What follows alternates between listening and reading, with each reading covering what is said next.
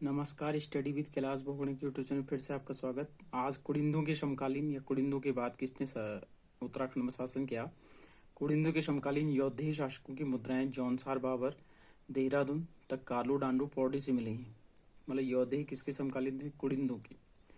कुड़िंद क्या थे? उत्तराखंड में शासन करने वाली पहली राज्य या पहली राजनीतिक शक्ति, ठीक है, जो कि उनके शासन की पुष्टि करती है। कुषाणों को कुचलने में योद्धे ने महत्वपूर्ण भूमिका निभाई थी। कुषाणों को सबसे पहले कुड़िंद का शक के बाद कुषाण के बाद उनके समकालीन योद्धे, और कुषाणों को कुचलने में योद्धे ने महत्वपूर्ण भूमिका निभाई। बाढ़वाला यज्ञ वेदी का 3वीं सदी का निर्माण शीलवर्मन नामक राजा ने करवाया था। शीलवर्मन को कुछ विद्वान कुड़िंद तो कुछ योद्धे बताते हैं। कृत्यपुर राज्य इस राज्य क्षेत्र में उत्तराखंड, हिमालय प्रदेश तथा रोहिलखंड का उत्तरी भाग सम्मिलित था। इतिहासकारों का मानना है कि कृत्यपुर राज्य के भी संस्थापक कुड़िंदी लोग थे। समुद्रगुप्त के प्रयाग प्रशस्त में कृत्यपुर राज्य को गुप्त साम्राज्य की उत्तरी सीमा पर स्थित एक अधीन राज्य बताया गया है। 5वीं सदी के उत्तरार्ध में नागू ने कृत्यपुर के कुड़िंद राजवंश की सत्ता समाप्त कर उत्तराखंड पर अधिकार कर लिया। किसने 5वीं शताब्दी के उत्तरार्ध में कृत्यपुर के कुड़िंद राजवंश की सत्ता समाप्त कर दी? तो नागू ने। 6वीं शताब्दी के उत्तरार्ध में कन्नौज के मौखरी राजवंशों ने नागू की सत्ता समाप्त कर उत्तराखंड पर अधिकार कर लिया। मौखरी वंश के अंतिम राजा ग्रहवर्मन की हत्या हो जाने के बाद मौखरी राज्य उनके बहनोई थानेश्वर नरे हर्षवर्धन के अधीन हो गया। हर्षवर्धन द्वारा एक पर्वतीय राजकुमारी से विवाह का उल्लेख मिलता है। बाण भट्ट के हर्ष चरित्र में हर्षवर्धन के शासनकाल में उत्तराखंड भ्रमण पर आने वाले लोगों का वर्णन है। हर्षकालीन चीनी यात्री ह्वेनसांग हिमालय को पोलीहिमोपुलो का मतलब था ब्रह्मपुर राज्य में गया था। कौन सा चीनी यात्री ब्रह्मपुर आया था? ह्वेनसांग, जो कि बौद्ध धर्म के लिए प्रसिद्ध था और हर्ष के अधीन था। यहाँ उसने 5 बौद्ध विहार होने का उल्लेख किया। ब्रह्मपुर में 5 बौद्ध विहार होने का उल्लेख किसने किया? तो चीनी यात्री ह्वेनसांग ने। ह्वेनसांग किसके शासनकाल में आया? तो हर्षवर्धन के शासनकाल में। फायान किसके समय आया था? तो चंद्रगुप्त द्वितीय के, विक्रमादित्य के शासनकाल में। अंग्रेज इतिहासकार कनिंघम आधुनिक गढ़वाल और कुमाऊं वाले संपूर्ण भूभाग को ब्रह्मपुर मानते हैं। कौन से इतिहासकार आधुनिक गढ़वाल और कुमाऊं के संपूर्ण भूभाग को ब्रह्मपुर मानते हैं? तो कनिंघम। हरिद्वार के बारे में ह्वेनसांग लिखता है कि भागीरथी नदी के किनारे हरिद्वार नामक नगर है, जो लगभग 20 लीटर चीनी माप में घिरे हुए है। बहुराजकता का हर्ष की मृत्यु के बाद उत्तराखंड में छोटे छोटे कई राज्य स्थापित हो गए। सैन्य शक्ति के अभाव में इन दुर्बल राजाओं ने सुरक्षा के लिए छोटे छोटे कोटों और गढ़ों का निर्माण करवाया। इन छोटे छोटे राज्यों में ब्रह्मपुर, शत्रुघ्न और गोविशाण राज प्रमुख थे, जिसमें सबसे बड़ा ब्रह्मपुर राज्य था। 6वीं शताब्दी में ब्रह्मपुर ने पौरवों का शासन था। इस वंश के प्रमुख शासकों में विष्णु वर्मन प्रथम, वृषवर्मन, अग्निवर्मन, धुधिवर्मन तथा विष्णुवर्मन द्वितीय का नाम आता है। इस विघटन काल में उत्तराखंड पर कई बाह्य आक्रमण हुए। चौहान नरेश विग्रहराज के आक्रमण कर दक्षिण उत्तराखंड तथा तोमर राजाओं ने पूर्वी उत्तराखंड के कुछ भागों पर अधिकार कर लिया। कार्तिकेय राजवंश हर्ष की मृत्यु के बाद उत्तराखंड में उत्पन्न अराजकता की स्थिति की समाप्ति 700 ईस्वी में कार्तिकेय राजवंश की स्थापना के साथ हुई। कार्तिकेय राजवंश हर्ष की मृत्यु के बाद आया। कब हुई? हर्ष की मृत्यु 606 के करीब, 606 से 647 में हुई थी उसकी मृत्यु, ठीक है। तो 700 में कार्तिकेय राजवंश की स्थापना हुई और शुरू से लगभग 300 वर्षों तक इस राज्य की राजधानी जोशीमठ चमोली थी। कार्तिकेयपुर राज्य या कत्यूरी राजवंश की प्रारंभिक राजधानी कहाँ थी? ये प्रश्न बहुत बार बना है। तो जोशीमठ चमोली में थी। के दक्षिण में कार्तिकेयपुर नामक स्थान पर थी। मतलब कार्तिकेयपुर राजवंश भी है और कार्तिकेयपुर नामक स्थान पर इनकी प्रारंभिक स्थित थी, जोशीमठ में, ठीक है।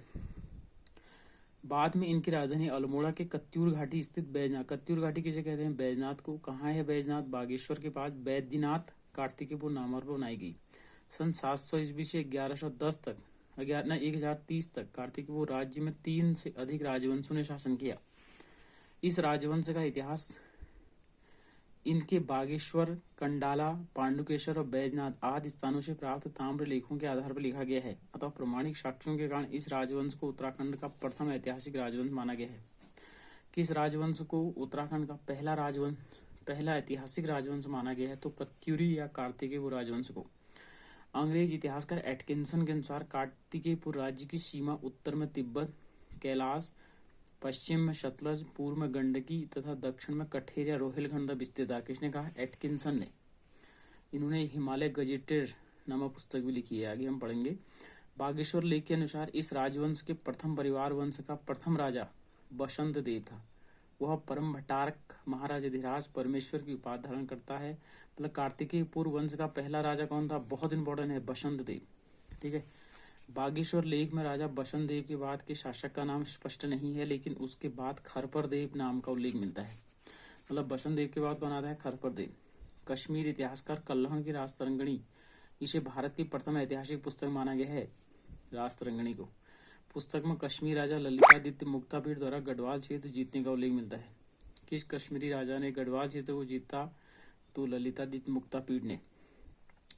खरपर देव कार्तिकेय पूर्व पर कब्जा कर नए राजवंश की स्थापना की थी। खरपर देव ने। राजा खरपर देव कन्नौज के राजा यशोवर्मन का समकालीन था।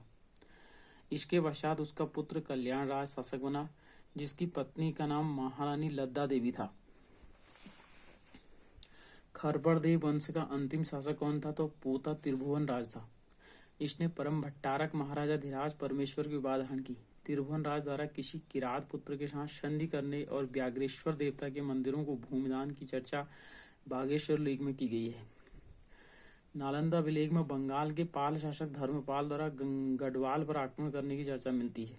संभवतः इसी आक्रमण के बाद कार्तिकेय राज्य में खरपर देव वंश के स्थान पर निम्बर देव वंश की स्थापना हुई।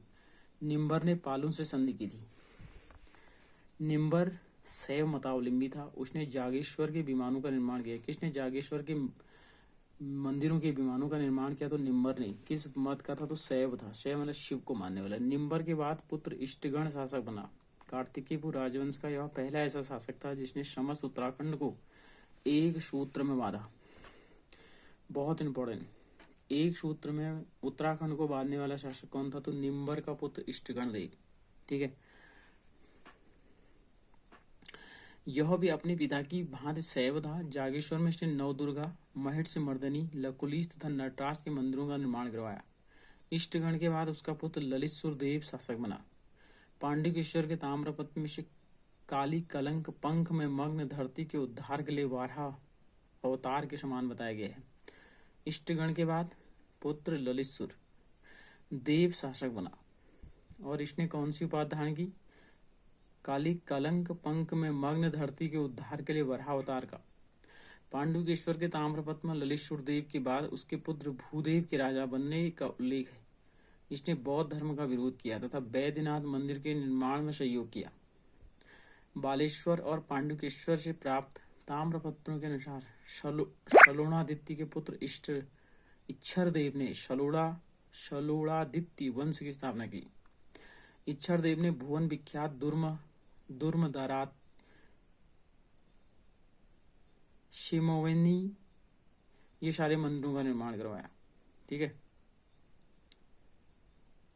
इच्छर के बाद इस वंश के क्रमशः देशत देव, पद्मदेव, सुमिक्षा, राजदेव आदि शासक हुए।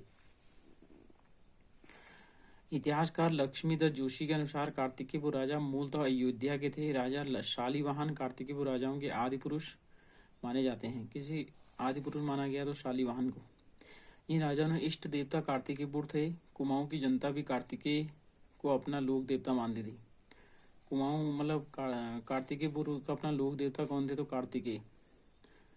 कार्तिकेय वंशी राजाओं के लोक हितकारी कार्यों के कारण कुमाऊं क्षेत्र में आज भी यह प्रसिद्ध है कि कार्तिकेय वंश के आह्वान सूर्यास्त हो गया है, रात्रि हो गई है। किसके वंश में? कार्तिकेय कत्यूरी वंश के बारे में। इतिहासकार बद्रीनाथ पांडे कार्तिकेय राजाओं को सूर्यवंशी कहते थे। कौन सा इतिहासकार कत्यूरों को सूर्यवंशी कहते थे? तो बद्रीनाथ पांडे।